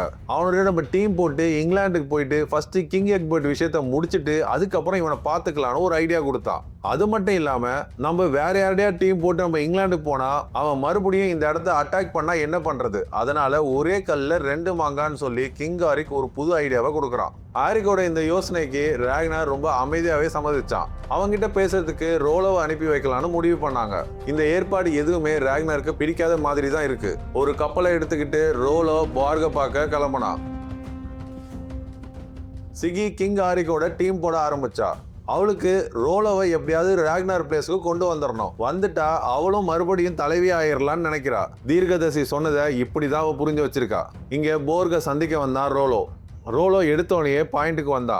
ராக்னார் ஆளுங்களும் ஆரிக் ஆளுங்களும் பாதிக்கு மேல ஆட்களை இழந்துட்டாங்க. இப்ப அவங்க கிட்ட மறுபடியும் போறதுக்கு போதுமான கப்பல்களும் படைகளும் இல்ல. அதனால நம்ம ஏற்கனவே போட்ட ஒப்பந்தப்படி நீ எங்களோட ஜாயின் பண்ணி இங்கிலாந்துக்கு வரணும் அப்படின்னு ரோலோ சொன்னான். நான் ராக்னாருக்கு பண்ணதை அவன் மறந்துட்டான்னு நினைக்கிறியா, அப்ப என் மேல அவன் ரிவெஞ்ச் எல்லாம் எடுக்க மாட்டானா அப்படின்னு போர் கேட்டான். எனக்கு தான் எப்பவுமே ரிவெஞ்ச் எடுக்க பிடிக்கும், ஆனா ராக்னார் நீ நினைக்கிற மாதிரிலாம் கிடையாது, நம்ம என்ன யோசிக்கிறோமோ அதுக்கு அப்படியே ஆப்போசிட்டா தான் அவன் யோசிப்பான், நீ யோசிக்கிற மாதிரிலாம் அவன் யோசிக்க மாட்டான் அப்படின்னு சொன்னான். அப்படின்னு அவன்கிட்ட நிறைய பேசி அவனை கன்வின்ஸ் பண்ணி அவனை ஒத்துக்க வச்சான். வழக்கம் போல அந்த மண்டை ஓட்ட மொத்தம் கொடுத்துட்டு ரோலோட கிளம்பினான். சில நாட்களுக்கு அப்புறம் போர்கு 3 கப்பலோட ராக்னார் இடத்துக்கு வந்து சேர்ந்தான். கப்பல் கிட்ட வரத பார்த்து ராக்னாரோட உதட்டோரத்துல யாருக்கும் தெரியாத ஒரு மோசமான சிரிப்பு இருந்தது. போர்கு ராக்னரை பார்த்ததுக்கு அப்புறம் அவன்கிட்ட மன்னிப்பு கேட்டான். இதுக்கு மேல ஒண்ணுகிட்ட நான் ரொம்ப நம்பிக்கையான ஆளா இருப்பேன் அப்படின்னு அவனோட ஆம்பரிங் மேல சத்தியம் செஞ்சான். அதுக்கு ராக்னர், உண்மையை சொன்னா எனக்கு உன்னை கூட்டணியில சேர்க்கறதுக்கு எனக்கு விருப்பமே கிடையாது. கிங் ஆரிக்கு தான் உன்னை கூட்டிட்டு வர நினைச்சாரு, நன்றி சொல்லணும்னா அவருக்கு தான் சொல்லணும் அப்படின்னு அவரு பக்கம் திருப்பி விட்டான். அன்னைக்கு நைட்டு போர்கோட ஆட்கள் எல்லாரும் தூங்கிட்டு இருந்தப்போ ராக்னர் ஆட்கள் கதவை பூட்டிட்டு அந்த ரூமை தீ வச்சு விட்டுறானுங்க. வெளியே சத்தம் கேட்கறத பார்த்துட்டு போர்க் எந்திரிச்சிடறான். அப்ப அவன் தலைக்கு மேல ஒரு பெரிய கழுகு பறக்கிற மாதிரியே ஒரு விஷுவல் தெரியுது. இது அந்த தீர்க்கதரிசி சொன்னது போலவே ஏதோ தவறா நடக்குது அப்படின்றத அவன் புரிஞ்சுக்கிறான். அப்பதான் ரோலோ அந்த கதவை உடைச்சிட்டு உள்ள வந்தான். ராக்னருக்கு தான் பழி வாங்குறது பிடிக்காது, ஆனா எனக்கு ரொம்ப பிடிக்கும்னு நான் உன்ட்டு அப்பவே சொன்னேன், நீ தான் அதை கவனிக்கலன்னு சொன்னான். அந்த இடமே ஒரே அலறல் சத்தம் கேட்டிருந்ததால கிங் ஆரிக் ஏதோ பெருசா நடக்குதுன்னு எந்திரிச்சு வெளியே வந்து ராக்னர்ட்ட இங்க என்ன நடக்குதுன்னு கேக்குறான். அப்ப ராக்னரோட ஆளுங்க போர்க தூக்கிக்கிட்டு வந்தானுங்க. அப்ப ராக்னர் ரொம்ப ஸ்டைலா ஒரு பெரிய தொடப்பீசை கடிச்சுக்கிட்டே, என் குடும்பத்து மேல கை வச்சோன்னே நான் சும்மா விட்டுறேன்னு நீ எப்படி யோசிச்ச அப்படின்னு கிங் ஆரிக் கிட்ட சொன்னான். உனக்கு நம்ம சமுதாயத்துல இருக்கிற மிகப்பெரிய தண்டனையான பிளட் ஈகிள் தண்டனையை உனக்கு தரேன் அப்படின்னு சொன்னான். போர்க் ராக்னர் கிட்ட என்ன கொன்னுடு, ஆனா இந்த பிளட் ஈகிள் தண்டனை எனக்கு வேண்டாம் அப்படின்னு சொல்லி கெஞ்சிக்கிட்டு இருக்கான். Like wings. கிங் ஆரிக் ரகசியமா போகவை பார்த்தான். போகிட்ட எனக்கும் இந்த அரஸ்டுக்கும் எந்தவித சம்மந்தமும் இல்லை. எனக்கு அந்த கிங்லாந்து ராஜாவை போய் பழி வாங்கணும், அதுக்காக மட்டும்தான் நான் அவனை கூப்பிட்டேன் அப்படின்னு அவர்கிட்ட சொல்லிக்கிட்டு இருந்தான். அப்ப போர்கு அவன் வழக்கமான ஒரு வேலையை செய்ய ஆரம்பிச்சான். நீங்க ஒரு கிங்கு, நீங்க சொல்லியே அவன் கேட்க மாட்டானா, பின்ன வேற யார் சொன்னா அவன் கேட்பா? இன்னைக்கு எனக்கு என்ன ஏற்பட்டுச்சோ அதுதான் நாளைக்கு உங்களுக்கும் அப்படின்னு அவனை ஏத்தி விட்டுக்கிட்டு இருந்தான். கவலைப்படாத, உனக்காக நான் மறுபடியும் அவன்கிட்ட போய் பேசுறேன் அப்படின்னு சொல்லிட்டு ராக்னர்கிட்ட போய் பேச போனான். ராக்னர்கிட்ட பார்க இப்ப மன்னிச்சு விட்டு அவனை இப்ப எதுவும் செய்ய வேண்டாம், நம்மளுக்கு படைபலம் பத்தாதுன்னு ராக்னர்கிட்ட சொல்லிக்கிட்டு இருக்கான். அதுக்கு ராக்னர் எந்த ஒரு பதிலும் சொல்லல. நல்ல போதையை போட்டுட்டு ராக்னரும் டோரோவும் வில்லையும் அம்பையும் வச்சுக்கிட்டு விளையாடிக்கிட்டு இருந்தாங்க. அப்போ ஒருத்தன் தூதுவன்னு பேர்ல ஒருத்தன் வந்தான். உங்களை என்னோட தலைவர் பார்க்கணும்னு சொல்றாங்க, நீங்க இங்கிலாந்துக்கு ஆள் திரட்டுறதா கேள்விப்பட்டாங்க, அவன் உங்களை மீட் பண்றதுக்கு கிராமத்துக்கு வெளியில வெயிட் பண்றதா சொன்னான். ராக்னரும் ஒரு குதிரை மேல ஏறிக்கிட்டு அந்த இடத்துக்கு போனான். ஃபர்ஸ்ட் ஒரு வயசானவர் தான் முன்னாடி நின்றுட்டு இருந்தாரு. ஆனா கிட்ட போய் பார்த்தா அந்த மரத்துக்கு பின்னாடி இருந்து வர்றது அவங்க வேற யாரும் இல்லை, நம்ம லகார்த்தா தான். லகார்த்தா இப்ப எட்பின்ற ஒரு கிராமத்தோட தலைவியா இருக்கா. ராக்னருக்கு போர்ல உதவுனதுக்கு அப்புறம் அவளோட 2வது கணவர் ஊருக்கே திரும்பிடுறா. அவன் இங்க போனதுக்கு அப்புறம் பியான ராக்னரோட விட்டுட்டு வந்ததுக்கு அவன் திட்ட ஆரம்பிச்சிடறான். அவன் எப்படி என்னோட ஸ்டெப்சன் ஆச்சு, நீ எப்படி அவனை இங்க விட்டுட்டு வருவ அப்படின்னு லகார்த்தால சண்டை போட ஆரம்பிச்சான். பியான் இங்க இருக்கும் போதெல்லாம் அவன் மேல அவன் பாசமே காட்டினது கிடையாது. இது ஒன்லி ஈகோன்னு லகார்த்தாவுக்கு நல்லாவே தெரியும். அது மட்டும் இல்லாம இன்னும் உனக்கு அந்த ராக்னர் மேல லவ் இருந்தா நீ அங்கேயே இருக்க வேண்டியதானே, நீ எதுக்கு இங்க வந்த இப்படின்ற மாதிரி அவனை கேள்வி கேட்டு அவளை எல்லாருக்கும் முன்னாடியும் அவளை அவமானப்படுத்தினான். அன்னைக்கு ராத்திரியே அவளை அடிக்கிறதுக்கு இவரோட ஆளுகளை செட் பண்ணி அவளை அடிச்சு துன்புறுத்தி இருக்கான். அடுத்த நாள் சபைக்கு முன்னாலே வச்சு அவளை அவமானப்படுத்தி அவ ட்ரெஸ் மேல கையை வச்சு அவளுக்கு போனான். அப்ப கோவத்துல லகார்த்தா பக்கத்துல இருந்த கத்தி எடுத்து புருஷங்கன்லயே விட்டு ஆட்டி அவளை அதே இடத்துல சாகடிக்க போனான். அவ புருஷனோட அண்ணன் மகன் ஒருத்தன் அவனோட தலையை வெட்டி அவனை அங்கேயே கொன்னான். அவன் இறந்ததுக்கு அப்புறம் லகார்த்தா அந்த இடத்துக்கு புதிய தலைவியானான். இந்த புது கூட்டணி வந்ததால இனி போர்கோட தானே தேவையில்லை, இங்கிலாந்து போறதுக்கு இந்த படையே போதும் அப்படின்னு நினைச்சு அன்னைக்கு ராத்திரியே போர்குக்கு படையில போட்டுடலாம் அப்படின்னு சொல்லிடுறான். போர்கு அந்த ராத்திரி அப்படியே வெளியே நடந்து வந்துட்டு இருந்தான். வெள்ளை ட்ரெஸ்ல அந்த பலிபீடத்துல ராக்னர் வெயிட் பண்ணிக்கிட்டு இருந்தான். அப்ப போர்குக்கு இனி கிங் ஆரிக்காலே ஒன்றும் பண்ண முடியாதுன்றத அவன் புரிஞ்சுக்கிறான். அவன் ரொம்ப சாதாரணமா அவன் ட்ரெஸ் எல்லாம் கழட்டிட்டு அமைதியா மரணத்துக்கு காத்துக்கிட்டு இருந்தான். ராக்னர் போர்கோட கைகளை 2 பக்கம் இருக்கிற அந்த பலிபீடத்துல வச்சான். அப்புறம் ராக்னர் ஒரு கூர்மையான கோடாலி எடுத்து போர்கோட முதுகுல இருக்க சதையை கிழிக்க ஆரம்பிச்சான். அவனோட விழா எலும்புகள் எல்லாத்தையும் வெளியில காட்டுற மாதிரியே வெட்ட ஆரம்பிச்சான். அப்புறம் ராக்னர் அவனோட நுரையீரலை வெளியே எடுத்து அவன் தோல் மேல தொங்க விட்டான். சிறகுகளை விரிச்சுக்கிட்டு இருக்கிற பிளட் ஈகிள் சடங்கு முழுமையடைஞ்சது. அந்த ரத்தம் பலிபீடம் முழுக்க ஓடுச்சு. இதுல ஒரு ஆச்சரியமான ஒரு விஷயம் என்னன்னா, ஆரம்பத்திலிருந்து கடைசி வரைக்கும் போர்கு அந்த கொடுமையான வலிய சத்தம் போடாமே தாங்கிக்கிட்டு இருந்தான். இந்த சித்திரவதைலாம் அவன் நடக்கும் போது அவன் தாங்கிக்கிட்டு சத்தம் போடாம இருந்தா அவனோட எல்லா பாவங்களும் அவங்க கடவுளால மன்னிக்கப்படும். செத்ததுக்கு அப்புறம் அவன் வலாலாக்கு போய் கடவுளோட சேர்ந்து குடிக்கலாம், சந்தோஷமா இருக்கலாம். பார்கோட மனைவி அப்படியே மயங்கி கீழே விழுந்துடுறா. மற்றவங்க எல்லாருமே கண்ணை கூட சிமிட்டாம அவன் பண்றத பார்த்துக்கிட்டு தான் இருந்தாங்க. அப்போ ஒரு பெரிய கழுகு போர்குக்கு முன்னாடி வந்து நின்றுச்சு. போர்கை அப்படியே வெறிச்சு பார்த்துக்கிட்டு இருந்தது. அவனோட பாவங்கள் எல்லாத்தையும் கடவுள் மன்னிச்சிட்டாரு அப்படின்னு நிம்மதியா கண்ணை மூடுறான் போர்க். ஒரு மாசத்துக்கு அப்புறம் ராக்னாரோட மனைவி ஆஸ்லாங்க்கு ஒரு ஊனமான ஒரு குழந்தை பிறக்குது. இந்த குழந்தைக்கு பிறவியிலேயே கால் வளர்ச்சி ரொம்ப குறைவா தான் இருந்துச்சு. ரோலோவும் பியானோ சண்டை பயிற்சியில ஈடுபட்டு இருக்காங்க. சில சண்டை நுணுக்கங்கள்லாம் கத்து கொடுத்துட்டு இருக்கான் ரோலோ. ஒரு வேலைக்கார பொண்ணு ஓடி வந்து பியான் கிட்ட ஆஸ்லாங்க்கு ஒரு குழந்தை பிறந்திருக்கு, அது ஊனமா பிறந்திருக்குன்னு சொல்றா. அப்ப லகார்த்தா ஒரு விஷயத்த கவனிச்சா. அந்த வேலைக்காரிக்கும் அவளோட மகனுக்கும் நடுவுல ஏதோ ஒரு உறவு இருக்குன்னு கண்டுபிடிச்சிடுறா. ரஃப் அண்ட் டஃபா வளர்ந்த இந்த பையன் ஒரு கல்லுக்குள்ள ஒரு ஈரமா அப்படின்னு லகார்த்தா அவளுக்குள்ள அந்த சந்தோஷத்தை அப்பயே வெளிக்காட்டினா. யாருடா அப்படின்னு கேட்டப்ப அவ ஒரு அடிமை வேலைக்காரி, இப்போ என்னோட காதலி அப்படின்னு ரொம்ப தைரியமாவே அவங்க அம்மா கிட்ட அவளை காதலிக்கிறத பத்தி சொன்னான். ராத்திரி ஆஸ்லாங் தூங்கிட்டு இருக்கப்போ ராக்னார் அந்த ஊனமுற்ற குழந்தையை எடுத்துக்கிட்டு போயிட்டு ஒரு ஆத்தங்கரையில போட்டு கொல்றதுக்கு ட்ரை பண்றான். அவன் கோடாலே ஓங்குறான், பட் அவனுக்கு கொல்றதுக்கு மனசு வரல. அதனால அந்த ஆத்தங்கரையிலேயே அந்த குழந்தைய போட்டுட்டு வந்துடுறான். கொஞ்ச நேரத்திலேயே குழந்தை காணாம போனதை ஆஸ்லாங் கண்டுபிடிச்சிடுறா. எங்கெங்கயோ தேடி எப்படியோ கடைசியில அந்த ஆத்தங்கரையிட்டே இருந்த அவன் குழந்தைய கண்டுபிடிச்சிடுறா. அவ்வளவு பேர் காட்டுல அந்த காட்டுக்குள்ள வச்சும் அந்த பையனுக்கு ஒண்ணுமே ஆகலன்றதால அவன் கடவுளோட குழந்தை அப்படின்னு அவன் நம்ப ஆரம்பிச்சா. அதுக்காக அந்த குழந்தைக்கு ஐவர் த போன்லெஸ் அப்படின்னு ஒரு பேர் வைக்கணும்னு சொன்னான். இந்த வாட்டி எல்லாரும் இங்கிலாந்துக்கு கிளம்புனாங்க. ஒரு பெரிய படைகளோட கப்பல்கள் தயாரானது. எல்லாரும் அவங்கவுங்க உறவுகள்கிட்ட சொல்லிட்டு அங்கிருந்து கிளம்புனாங்க. பியானோ அவனோட காதலி கிட்ட மறுபடியும் கண்டிப்பா உன்னை பாப்பேன்னு சொல்லிட்டு கிளம்புறான். ஒரு மலை மேல ஏறி நின்றுகிட்டு அவங்க போறதை எல்லாருமே பார்த்துக்கிட்டு இருந்தாங்க. கிங் எக்பர்ட்டும் சாமியும் இப்ப நிறைய பேச ஆரம்பிச்சாங்க. அங்க இருக்க ஓவியங்கள்லாம் பார்த்துட்டு இது யார் வரைஞ்ச ஓவியங்கள், இந்த ஆர்ட்டை பத்தி ரெண்டு பேரும் ரொம்ப நேரமா டிஸ்கஸ் பண்ணிட்டு இருக்காங்க. ரோமன் கிறிஸ்டியானிட்டிக்கு மாறதுக்கு முன்னாடி பேகன் கடவுள்களை தான் வழிபட்டு இருந்திருக்காங்க. கிறிஸ்துவ இனத்துக்கும் பாகன் இனத்துக்குமே நிறைய ஒத்துமை இருக்கு இப்படின்ற மாதிரி நிறைய விஷயம் ரெண்டு பேரும் டிஸ்கஸ் பண்ணிட்டு இருந்தாங்க. இது மாதிரி விஷயம் எதுவா இருந்தாலும் நீ என்கிட்ட தான் பேசணும், வெளியில யார்கிட்டுமே பேசிடக்கூடாது. நீ கடவுளை நிந்திக்கிற அப்படின்னு சொல்லி உன்னை சிலுவையில அரைஞ்சிருவாங்க, என்னால கூட உன்னை காப்பாற்ற முடியாது அப்படின்னு சொன்னான். கிங் எக்பர்ட்டும் கிங் அலையும் வைக்கிங்ல எதிர்க்கிறதுக்கு ரெண்டு பேருமே ஒரு உடன்படிக்கை போட்டாங்க. ஆனா அவங்களுக்கு முன்னாடி ஒரு பெரிய பிரச்சனை இருந்தது. இந்த ரெண்டு நாடுகளுக்கு நடுவுல மெர்சியான்னு ஒரு ராஜ்யம் இருக்கு. இவங்க ரெண்டு பேரோட படைகளும் இந்த நாடை கடந்து ஒண்ணு சேர முடியாது. அதுல சில சிக்கல்கள் இருக்கு. அது மட்டும் இல்லாம மெர்சியா ராஜ்யம் இப்ப குழப்பத்துல வேற இருக்கு. அங்க அரசர் இறந்ததுக்கு அப்புறம் அங்க இருக்க அண்ணன் தம்பி மாமா எல்லாருமே ராஜ்யத்துக்காக சண்டை போட்டுட்டு இருக்காங்க.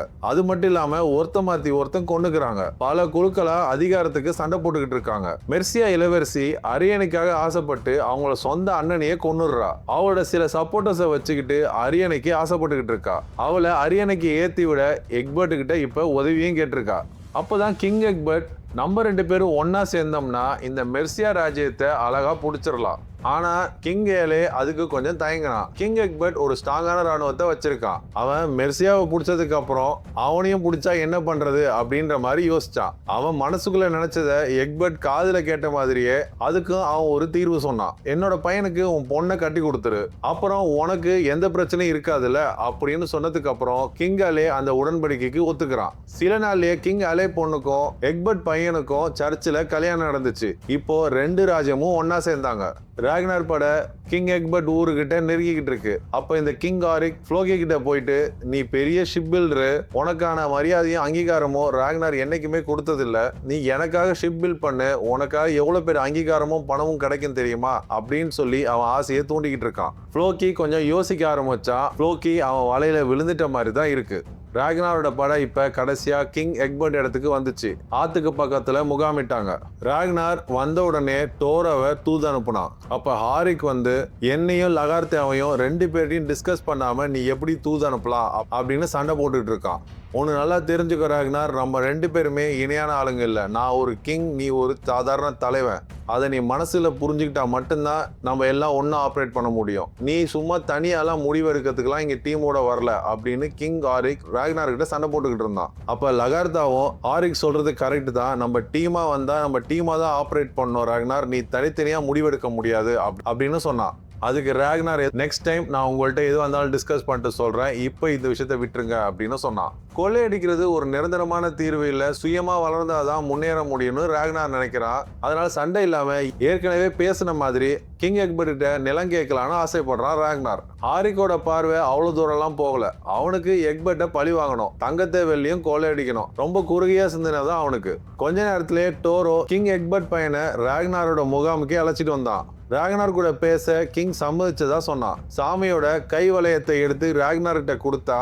சாமி உயிரோட இருக்கிறது தெரிஞ்சதுக்கு அப்புறம் ராக்னார் ரொம்ப சந்தோஷப்பட்டான். உங்களை மீட் பண்ண அவன் ரொம்ப ஆவலா இருக்கிறதா உங்கள்கிட்ட சொல்ல சொன்னான் அப்படின்னு கிங் எக்பர்ட்டோட பையன் சொன்னான். நாளைக்கு நம்ம எல்லாரும் சேர்ந்து கிங் எக்பர்ட்டை போய் பார்க்கலாம் அப்படின்னு சொன்னான். ஆனா கிங் எக்பர்ட் பையன் திரும்பி போற வழியில அவங்கள திடீர்னு தாக்குதல் பண்ணாங்க. அவனை தவிர எல்லா சோல்ஜர்ஸையும் கொன்னா ஆரிக்கோட பையன்.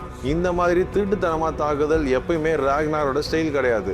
இது கண்டிப்பா கிங் ஆரிக்கோட சதிதான். இந்த கிங் ஆரிக்கு செஞ்சதோட நோக்கம் என்னன்னா எக்பர்ட்டை கோவப்படுத்துறது தான். இப்ப பேச்சுவார்த்தைக்கு வந்த ஆட்களை கொண்டுட்டதால ரெண்டு பக்கமும் சண்டை போடாம இருக்க முடியாது. ராக்னாருக்கு சோல்ஜர்ஸை கொண்ட விஷயம் தெரிஞ்சு போக கிங் ஆரிக்க கண்ணாபின்னு திட்ட ஆரம்பிச்சிடறான். சாமியோட வளையத்தை காட்டி இது ஒரு நல்ல நம்பிக்கைக்காக நம்மளுக்கு கொடுத்துருக்காங்க, நீங்க தேவையில்லாம அதை கெடுத்துட்டீங்கன்னு சொன்னான். நாளைக்கு தனியாவே அவங்க கிட்ட நான் பேச போவேன் அப்படின்னு சொன்னான். அதுக்கு ஆரிக், இங்க நான் தான் கிங்கு, நீ நம்மளோட படையை பிரிக்க பாக்குற, நாளைக்கு காலையில நம்ம அவங்க கேம்பை அட்டாக் பண்றோம் அப்படின்னு சொன்னான். அதுக்கு ஃப்ளோக்கியும் கிங் சொல்றதுதான் கரெக்ட் அப்படின்னு அவன் பக்கம் ஜாயின் ஆயிட்டான். அடுத்த நாள் காலையிலேயே 300க்கும் மேற்பட்ட வீரர்கள் மலை உச்சிக்கு வந்து சேர்ந்தாங்க. அவங்களுக்கு எதிராகவே சில 100 ஆங்கில வீரர்கள் மட்டும்தான் இருக்கிற மாதிரி பார்த்தாங்க. அவங்க கிட்ட நம்ம ஆள் பலத்தோட ரொம்ப கம்மியாக தான் இருக்கு. அதனால அவங்கள நேராக போய் நம்ம அட்டாக் பண்ணி ஈஸியாக இது வார வின் பண்ணிடலாம் அப்படின்னு நினச்சிட்டு எல்லா டீமையும் கூப்பிட்டுக்கிட்டு நேராக அவங்க இடத்துக்கு போக ஆரம்பிச்சான். அப்போ ராக்னார், அவங்க ஏதோ சதி பண்ணுற மாதிரி தெரியுது, நீங்கள் அவசரப்படாதீங்கன்னு சொன்னான். கொஞ்ச நேரம் நீங்க இருந்தீங்கன்னா எதிரியோட நிலவரத்தை பார்த்துட்டு நம்ம அட்டாக் பண்ணலாம் அப்படின்னு ராக்னார் சொன்னான். ஆனா கிங் ஆரிக் எதுவுமே ஏத்துக்கல. அப்ப ராக்னார் அவங்களுக்கு பட்டாதான் புத்தி வரும்னு நினைச்சு வேற வழி இல்லாம உத்தரவுக்கு கட்டுப்பட்டான். அவனோட எக்ஸ்பிரஷன் எப்படி இருந்ததுன்னா, ஓ ஷாவு அப்படிதான் இருந்தது. வைக்கிங்ஸ் கூட்டம் எல்லாமே வேகமா மலையிலிருந்து இறங்கி வந்துட்டு இருந்தப்போ இன்னொரு திசையில இருந்து பதுங்கி இருந்த நிறைய வீரர்கள் வெளியே வந்தாங்க. உடனே அவங்க அணிவகுத்து எதிரியை எதிர்கொள்ள ஆரம்பிச்சாங்க. ரெண்டு பக்கமும் தாக்குதல் வந்தாலும் இவங்க எவனுமே பயப்படவே இல்லை. ஆனா அப்பதான் 3வது திசையில இருந்து கிங் ஆலேயோட குதிரை படைகள்லாம் வந்து தாக்குதல் பண்ண ஆரம்பிச்சது. 3 திசையிலயும் ஆளுங்க வந்து அட்டாக் பண்ணதுக்கு அப்புறம் இவங்களோட ஆளுங்க கம்மியா இருக்கிறதா தெரிஞ்சு போகுது. அவங்களோட படையை சின்னாபின்னமா ஆகிட்டு இருக்கும் போது ரோலோ, கிங் எக்பர்ட் பையனை பிடிச்சிட்டோம்னா நம்ம மொத்த டீமையும் காப்பாத்திரலான்னு சொல்லிட்டு எதுவுமே கவனிக்காம ஸ்ட்ரெயிட்டா அவனை நோக்கி ஓட ஆரம்பிச்சான். ரோலோவை இடிச்சு அவனை கீழே போட்டு நசுக்கிட்டு போயிருது. ரோலோ அடிபட்டதை பார்த்துட்டு ராக்னாரும் அவனை நோக்கி ஓடி வந்தான். ஆனா எதிரி படைகளால அவனும் தாக்கப்படுறான். நல்ல வேளையா பியான் வந்து ராக்னாரை காப்பாத்தி ஆபத்துல இருந்து மீட்டான். ராக்னார் ஒரு குதிரையை பிடிச்சுக்கிட்டு சுத்தி பார்த்தப்போ தன்னோட படைகள் மொத்தமா தோல்வியில இருக்குன்றத புரிஞ்சுக்கிட்டான். அதனால ராக்னாருக்கு வேற வழியே இல்லாம எல்லாரையும் பின்வாங்க உத்தரவு போட்டான். ரோலோவை அங்கேயே போட்டுட்டு இவங்க எல்லாம் போக வேண்டிய சூழ்நிலையில இருந்ததால எல்லாருமே அங்கேருந்து ஓடி போனாங்க. வைக்கிங்ஸ் இது வரைக்கும் இங்கிலாந்துல வந்து தோத்ததே கிடையாது. இது ஒரு மிகப்பெரிய போரா இருந்தது. இதுதான் ராக்னாரோட முதல் தோல்வியாகவும் இருந்தது. திரும்பி வந்துட்டு இருக்கும்போது ராக்னார் ஆரிக் கிட்ட கேட்டான், இதுதான் நீங்க எதிர்பார்த்த முடிவா அப்படின்னு கேட்டா, இது கடவுள் கொடுத்த சித்தம், இது நீயும் நானும் ஒன்றும் பண்றதுக்கு இல்லை அப்படின்னு கடவுள் மேல இந்த பழிய போட்டான். நம்ம ஆட்களையும் குதிரையிலும் பாதியா இழந்துட்டு கடைசியில எதுவுமே கிடைக்காம போச்சுன்னு பியான் வருத்தப்படுறான். அந்த பெரிய சண்டைக்கு அப்புறம் அந்த ஆங்கிலேய படைகள் எல்லாருமே போர்க்களத்தை சுத்தம் செஞ்சுக்கிட்டு இருந்தாங்க. அப்ப சாமியும் போர்க்களத்துல வந்திருந்தான். அவனுக்கு தெரிஞ்ச முகங்கள் ஏதாவது இருக்கான்னு செக் பண்ணிட்டு இருந்தா. அப்போ ஒரு இங்கிலீஷ் வீரன் ஈட்டியை எடுத்துட்டு ரோலோவை குத்தி கொல்ல போனப்ப சாமி கரெக்டா அவனை வந்து தடுத்து நிறுத்தினான். ரோலோவுக்கு லேசா மூச்சு இருக்கிறத அவன் கண்டுபிடிச்சான். அப்ப கிங் எக்பர்ட்டும் அவனை உனக்கு தெரியுமான்னு கேட்டான். அப்ப கிங் ஹலே வந்து, அவன் ராக்னாரோட அண்ணன், அவன் பேர் ரோலோ, அவன் தான் கிறிஸ்டினா கன்வெர்ட் ஆனவன் அப்படின்னு சொன்னான். சாமியும் கிங் எக்பர்ட்டும் அவனுக்கு உடனடியா முதல் உதவி பண்ண சொன்னாங்க. அதே போல அவனை ஸ்ட்ரக்சர்ல தூக்கிட்டு அவங்க அரண்மனைக்கு கூட்டு போனாங்க. இந்த பெரிய வெற்றியை எல்லாருமே ஜாலியா கொண்டாடிக்கிட்டு இருந்தாங்க. குடிச்சிட்டும் குளிச்சிட்டு இருந்தப்போ கிங்காலே இந்த வாய்ப்பை பயன்படுத்தி இந்த வைக்கிங்ஸை எல்லாரையும் கொன்னுடணும் அப்படின்னு சொல்லிக்கிட்டு இருந்தான். அப்ப எக்பர்ட், இப்போ அவங்கள அழிச்சாலும் அவங்களோட வாரிசுகள் யாராவது ஒருத்தன் பழிவாங்க திரும்பி வந்துகிட்டே இருப்பாங்க, இங்கிலாந்துல எப்பவுமே நிம்மதி இருக்காதுன்னு சொன்னான். பேச்சுவார்த்தை நடத்தி 2 பேருக்கும் நன்மை நடக்கிற மாதிரி ஏதாவது ஒரு ஒப்பந்தத்தை வர வைக்கணும். ஒரே கல்ல 2 வாங்க அடிக்கிற மாதிரி ஒரு தீர்வு ஒன்று வச்சான். மறுபடியும் அவங்கள்ட்ட பேசினா தூதுவரா யார் அனுப்புறது அப்படின்னு கேட்டாங்க. இப்ப அவனுங்க பயங்கரமான கோவத்துல இருக்காங்க, நம்ம எந்த தூதுவனை அனுப்புனாலும் அவனுங்களை போட்டு தள்ளிடுவானுங்க அப்படின்னு சொன்னாங்க. அப்ப கிங் எக்பர்ட்டோட பையன், நம்ம சாமிய தூதுவனா அனுப்பலாம், ஒருவேளை அவன் கொல்லப்பட்டாலும் நம்மளுக்கு எந்த ஒரு பிரச்சனையும் கிடையாது தானே அப்படின்னு சொன்னான். இப்ப சாமி ராக்னாரோட முகாமுக்கே வந்து அவன் வந்த நோக்கத்தை விளக்குனான். கிங் எக்பர்ட் ராக்னாரோட பேச்சுவார்த்தை நடத்துறதுக்கு ஒத்துக்கிட்டாரு. அதுக்கப்புறம் ரோலோ உயிரோட இருக்க விஷயத்தையும் அங்கே சொன்னான். லகார்த்தாவும் ராக்னரும் ஒத்துக்கிட்டதால கிங் ஆரிக்கு வேற வழி இல்லாம அவனும் பேச்சுவார்த்தைக்கு போகணும். செய்தியை சொன்னதுக்கு அப்புறம் சாமி அங்கிருந்து கிளம்ப ரெடியானா. ராக்னாரும் அவன் கூடவே கொஞ்சம் தூரத்துக்கு துணையா போனான். ஏன்னா போன வாட்டி கிங் ஆரிக் ஏதாவது ஒரு தந்திரம் பண்ணி அவனை கொண்டுட்டா என்ன பண்றதுன்னு ராக்னார் அவன் தோல் மேலே கையை போட்டுட்டு அவன் கூட ரொம்ப தூரம் நடந்து போய்கிட்டு இருந்தான். ராக்னார் நினைச்ச மாதிரியே சாமி மேல அம்பு எறிய குறி வச்சுக்கிட்டு இருந்தான். ராக்னார் அவன் மேல கை போட்டதால அவனால அம்பை ஏய முடியல. அதுக்கப்புறம் ராக்னார் அவனோட கை வளையத்தை சாமிக்கு மறுபடியும் போட்டு விட்டான். பிரிய மனசு இல்லாம பிரியாவிட கொடுத்துக்கிட்டாங்க. இங்க கிங் எக்பர்ட்டும் கிங் அலைவும் பேசிக்கிட்டு இருந்தாங்க. இந்த வாட்டி பணைய கைதியா உன் பையன் தானே போக போறான் அப்படின்னு கேட்டுட்டு இருந்தான். ரெண்டாவது வாட்டி அவனை வச்சு நான் ரிஸ்க் எடுக்க விரும்பல, அதனால ஒன்னதான் பணைய கைதியா அனுப்பலான்னு முடிவு பண்ணியிருக்கேன்னு சொல்லிட்டு ஒரு குண்டை தூக்கி போட்டான். அப்ப கிங் அலே, என்ன தாண்டா எல்லாம் ஈஸியா அடிச்சிடுறீங்க, உங்களுக்கு பொண்ணும் கொடுத்து என் உயிரையும் கொடுக்கணுமா அப்படின்ற மாதிரி யோசிக்கிட்டு இருந்தா வேற வழி இல்லாம அவன் ஒத்துக்கிட்டான். ராக்னார், ஃப்ளோக்கி, லகார்த்தா, கிங் ஆரிக் எல்லாருமே ஒன்னா வந்துகிட்டு இருந்தாங்க. அப்ப ஃப்ளோக்கி, எனக்கு இந்த கிறிஸ்டியன் மேலாம் நம்பிக்கை இல்ல, நீ அந்த சாமிக்கு நிறைய இடம் கொடுக்குற அப்படின்னு சொல்லிக்கிட்டு இருந்தான். நம்பிக்கை பத்திலாம் நீ பேசாதன்னு சொல்லி ஆரிக்கையும் இவனையும் ஒரே பார்வையா பாக்குறான். கிங் ஆரிக்கையும் இவனையும் சேர்த்து வச்சுதான் பேசுறான்றது ஃப்ளோக்கிக்கு நல்லா புரிஞ்சு போச்சு. அடுத்த நாள் ராக்னாரும் அவனோட குழுவும் அந்த பேச்சுவார்த்தை மேட்சுக்கு வந்தாங்க. சாமி அவங்களுக்கு மொழிபெயர்த்துக்கிட்டு இருந்தான். அவங்க கொடுக்குற நிபந்தனை எல்லாத்தையுமே அவங்க மொழியில பேசினான்.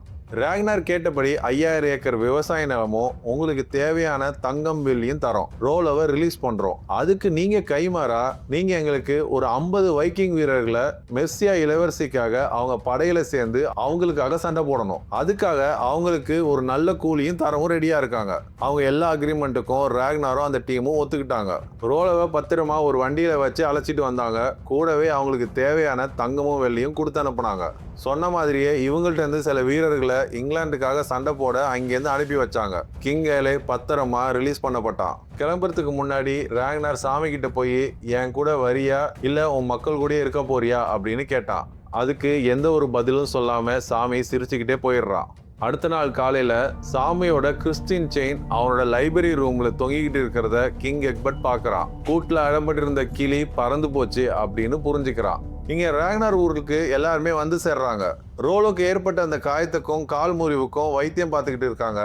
கிங் ஆரிக் ஃப்ளோக்கி கிட்ட வந்து நம்ம இந்த கிராமத்துக்கும் நம்மளோட கடவுளுக்கும் செய்ய வேண்டிய விஷயம் நிறைய இருக்கு, நீ எப்பவும் என்னோட இருப்பியா அப்படின்னு ஃப்ளோக்கி கிட்ட கேட்கிறான். ஃப்ளோக்கி ரொம்ப யோசிச்சுட்டு ராக்னார் எதிராக செயல்பட ஒத்துக்கிறான். ஃப்ளோக்கி ராக்னாரோட ரொம்ப நாள் நண்பன். அவன் இல்லைன்னா ராக்னாரால அவன் நினைச்ச லட்சியத்தை அடைஞ்சிருக்கவே முடியாது. ஆனா அவன் அந்த கிறிஸ்டின் சாமிக்கும் அந்த துரோகி ரோலோக்கும் கொடுக்குற மரியாதை கூட இவனுக்கு கொடுக்க மாட்டேங்கிறான்ற கோவம் இவனுக்கு இருந்தது. பியாரோட இந்த அடிமை காதலி லகார்த்தா மாதிரி பெரிய வீராங்கனை ஆகணும் அப்படின்னு ஆசைப்படுறா. அதுக்காக அவ சண்டை பயிற்சி எல்லாம் எடுக்க ஆரம்பிச்சா. இதை பார்த்து ஆஸ்லாங், உனக்கு விருப்பப்பட்டா மட்டும் இங்க வேலை செய்யலாம், நீ நமக்கு அடிமை கிடையாது அப்படின்னு சொன்னான். கிங் ஆரிக்கும் அவனோட மனைவி குழந்தை எல்லாம் கூட்டிக்கிட்டு ராக்னார் இடத்துக்கே வந்தாங்க. ஒரு விருந்தும் ஏற்பாடு பண்ணியிருந்தாங்க. அந்த பார்ட்டியில ஃப்ளோக்கி மூக்கு முட்டை குடிச்சிருந்தான். இவனே வாலண்டியரா போயிட்டு கிங் ஆரி கிட்ட, நீங்க ஏதோ என்கிட்ட பேசணும்னு சொன்னீங்களே, ஏதோ வேலை இருக்குன்னு சொன்னீங்களே, அது என்ன வேலை அப்படின்னு போய் கேட்டான். எனக்கு இன்னும் உன் மேல முழுசா நம்பிக்கை வரல ஃப்ளோக்கி, அதனால இப்போதைக்கு உன்னிட்ட அந்த விஷயத்த சொல்ல முடியாதுன்னு கிங் ஆரிக்கு சொல்லிடுறான். அதே போதையை வச்சுக்கிட்டு சாமி கிட்ட போயிட்டு, நீ சாதாரண சாமி இல்லடா போலி சாமி அப்படின்ற மாதிரி அவனையும் கிண்டல் பண்ணிக்கிட்டு இருந்தான். உன்னை யாரா இங்க வர சொன்னா, என் கடவுளுக்கு நீ இங்க வர்றது பிடிக்கவே இல்லை, மரியாதையா இங்க இருந்து போயிடு அப்படின்னு அவனை மிரட்டிக்கிட்டு இருந்தான். மறுபடியும் சரக்கெல்லாம் ஊத்தி குடிச்சிக்கிட்டு இருந்தான். அப்ப கிங் ஆரி அவன்கிட்ட மறுபடியும், உன்னை நான் நம்பணும்னா நீ எனக்கு ஒரு விஷயம் செஞ்சாகணும், ராக்னாருக்கு ரொம்ப நெருக்கமான ஆளை நீ கொலை செய்யணும், அப்படி செஞ்சனா உனக்கு நான் ஒரு பெரிய ப்ராஜெக்ட் தரேன் அப்படின்னு சொன்னான். இப்ப ஃப்ளோக்கி ஒரு மலை மேல ஏறி சில காளான்கள் எல்லாம் பறிக்கிறான். அதை கையில எடுத்துட்டு அடிபட்டு கிடந்த ரோலோவை பார்க்க போனான். என் கடவுளுக்கு நீ துரோகம் பண்ண, உன் அண்ணனுக்கும் துரோகம் பண்ண, என்னை இதே போல 1 மாசம் பெட்ல படுக்க வச்சது நீதான் அப்படின்னு சொல்லி அவன் கையில வச்சிருந்த அந்த காளானை அவன் வாயில திணிச்சு தண்ணியை ஊத்தி விட்டுறான். அன்னைக்கு ராத்திரி டின்னர் போய்கிட்டு இருந்தப்ப சில காளான்களை கையில எடுத்து வச்சுக்கிட்டு ஒரு சின்ன பையனை கூப்பிட்டு அந்த பையனுக்கிட்ட இந்த காளான்லாம் கொடுத்து டோரோ கிட்ட கொடுக்க சொன்னான். அந்த காளானையும் டோரோ வாங்கி சாப்பிட்டுறான். கொஞ்ச நேரத்திலேயே டோரோ வாந்தி எடுத்து அதே இடத்துல இறந்துடுறான். அப்போ ஃப்ளோக்கியும் பியானும் அதை பார்த்துட்டு என் நண்பனை யாரு கொன்னாலும் அவனை பழி வாங்குவேன் அப்படின்னு அந்த இடத்துல சபதம் மேற்கொள்றாங்க.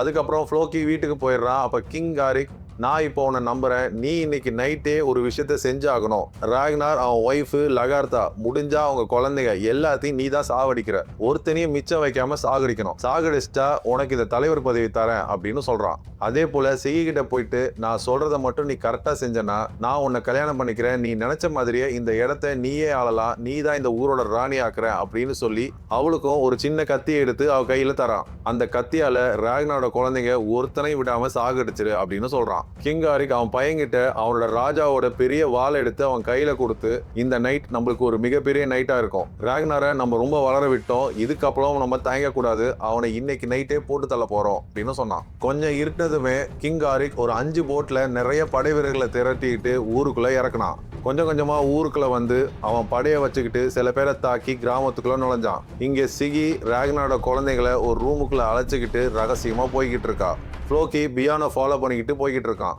ஊருக்குள்ள அட்டாக் நடக்குதுன்னு தெரிஞ்சதுக்கு அப்புறம் லகார்த்தா அவளோட ஆளுங்கெல்லாம் வச்சு களத்துல இறங்குறா. கிங் ஆரிக்கும் ராக்னார் சபைக்குள்ள போனா அவனுக்கு முன்னாடி ராக்னார் முக்காடு போட்டே உட்காந்துருக்கான். கிங் ஆரி கூப்பிட்டதுக்கு அப்புறம் அவன் அந்த முக்காடை எடுத்து நிக்கிறான். அது ராக்னார் இல்ல, டோரோ. அவனுக்கு அப்பவே தெரிஞ்சு போச்சு, ஃப்ளோக்கி நம்மளுக்கு பெரிய அப்பா பின்னாடி சொருகி விட்டான்னு. லகார்த்தா டைரக்டா கிங் ஆரிக்கோட ரூமுக்குள்ளே போயிட்டு அவன் ஒய்ஃபு சண்டை போறதுக்கு ரெடியா கவசம்லாம் மாட்டிக்கிட்டு இருந்தா.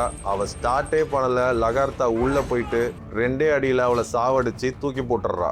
அவளை கொன்னுட்டதுக்கு அப்புறம் உள்ள போய் பார்த்தா ஆரிக்கோட பொம்பளை பசங்க மட்டும்தான் இருந்தாங்க. அவங்கள ஒன்றும் பண்ணாம அங்கிருந்து வந்துடுறா. அவன் கூட வந்தவன் லகார்த்தாவை போ சொல்லிடுறான். அதுக்கப்புறம் இவன் என்ன செய்ய போறான்றது நம்மளுக்கு தெரிஞ்சு போகுது. இங்க ராக்னார் சபையில கிங் காரிக் நிக்கிறான். திடீர்னு 4 அம்பு வந்து அவன் பின்னாடி இருந்தவங்க மேல பட்டு எல்லாருமே கீழே விழுவுறாங்க. அதுக்கப்புறம் லகார்த்தா உள்ள வந்து ஒருத்தனை கத்தியால சுருவி வெளியில தூக்கி போடுறான். இங்க பியானை அட்டாக் பண்ண சில பேர் வந்தாங்க. அவங்கள ஃப்ளோக்கி அட்டாக் பண்ணி அவங்க எல்லாரையும் சாகடிச்சு பியானை காப்பாத்துறான். பியானுக்கு என்ன நடக்குதுன்னே தெரியல. அப்பதான் சொன்னா, கொஞ்சம் எப்போதுமே முதுகு பின்னாடி பாருடா, உனக்கு ஏதாவது ஆச்சுன்னா உங்க அப்பா என்னதான்டா திட்டுவான் அப்படின்னு சொல்லி அவனை சேஃபா அழைச்சிக்கிட்டு போனான். இப்போ ஃப்ளோக்கி அந்த ரூமுக்குள்ள வந்தான். கிங் காரிக் ஃப்ளோக்கி கிட்ட, நீ கடவுளுக்கு பெருசா துரோகம் பண்ணிட்டடா, உன் சத்தியத்துல இருந்து நீ மீறிட்ட அப்படின்னு சொன்னான். என்னோட கடவுளுக்கும் என்னோட ராக்னாருக்கும் நான் எப்பவுமே துரோகம் பண்ண மாட்டேன்டா அப்படின்னு சொன்னான். கிங் காரிக்கோட வந்தவங்க எல்லாரும் கொல்லப்பட்டாங்க. ராக்னாரும் வெளியில வந்தான். என்னோட மகனை மட்டும் விட்டுடுங்க, என்ன கொன்னுடுங்க அப்படின்னு சொல்லி அவனே அங்க முட்டி போட்டான். அப்பதான் சிகியும் உள்ள வந்து அவன் கொடுத்த கத்திய ராக்னார்கிட்டயே கொடுத்தான். ராக்னார் குழந்தைகளை கொல்ல கொடுக்கப்பட்ட கத்தி இப்போ ராக்னார் கையில. கிங் காரிக் ஏதாவது செய்வான்றது ராக்னார் ஏற்கனவே யூகிச்சிடுறான். அதனாலதான் ஃப்ளோக்கி கிட்டயும் லகார்த்தா கிட்டயும் கிங் காரிக்கு சப்போர்ட்டா பேசுங்கன்னு சொல்லி அவன் கூடவே இருக்க வச்சிருக்கான். அதனாலதான் லகார்த்தாவும் ஃப்ளோக்கியும் கிங் காரிக் எது பேசினாலும் சப்போர்ட் பண்ணிக்கிட்டே இருந்திருக்காங்க. இது எல்லாமே ராக்னாரோட பிளான் தான். கிங் காரிக்கும் அவன் பையன் முன்னாடியே ராக்னார் கோபம் தீர அவனை குத்தி கொன்னான். ஆரம்பத்துல இருந்தே ராக்னார் யாருக்குமே துரோகம் பண்ணணும்னு நினைக்க மாட்டான். அவனுக்கு ராஜா ஆகணும்னு ஆசை இல்லை, தலைவன் ஆகணும்னு ஆசை இல்லை. அது எல்லாமே அவனுக்கு அமைஞ்சதுதான். அவனுக்கு தேவையெல்லாம் நம்ம வைக்கிங்ஸ் மக்கள் எல்லாத்தையும் வேற நிலத்துல குடியேறி அவங்க இந்த கொள்ளையடிக்கிறத விட்டுட்டு நல்லா நிம்மதியா வாழணும்ன்றது மட்டும்தான் அவனோட ஆசையே. ஆனா அவன் இன மக்களே அவனுக்கு துரோகம் செஞ்சாங்க. ராக்னார் தன்னோட எல்லா கோபத்தையும் ஆரிக் மேல காட்டி கோபம் தீர்ற வரைக்கும் அவனை குத்தி கொன்னான். அந்த நிமிஷத்துல இருந்தே தலைவர் ராக்னார் இனிமேலுக்கு ராஜா ராக்னாரா மாறுறான். இதோட சீசன் 2 முடியுது. சீசன் 3ல இங்கிலாந்துல அவனுக்கு நிலம் கொடுக்கறதா சொல்லி அங்க போறாங்க. அங்கே ஏற்படுற பிரச்சனைகள் தான் சீசன் 3ல பார்க்க போறோம். தேங்க்யூ ஃபார் வாட்சிங் and thank you for listening. It's GK.